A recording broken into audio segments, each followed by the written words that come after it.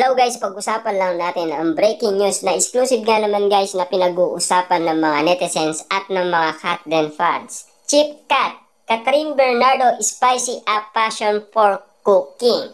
Ayon guys sa mga Katden fans, mukhang gumagaling na yata magluto si Catherine Bernardo. Para kanino nga naman guys ang kanyang ginagawa?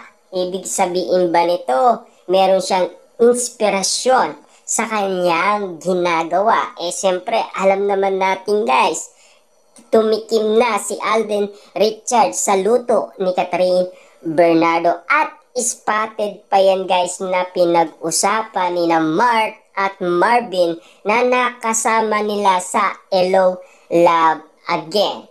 Dahil nasabi nila sa balita na nagkasubuan daw sina Catherine Bernardo at Alden Richard na talagang kaabang-abang ang kwento ni na Mark at Marvin. Lalo-lalo na kasi guys, spotted sa kanilang mga mata ang nangyari noon sa Canada. Naanimo kasi guys, nagulat sila kung totoo nga ba talaga na magkaibigan sila or higit pa sa magkaibigan.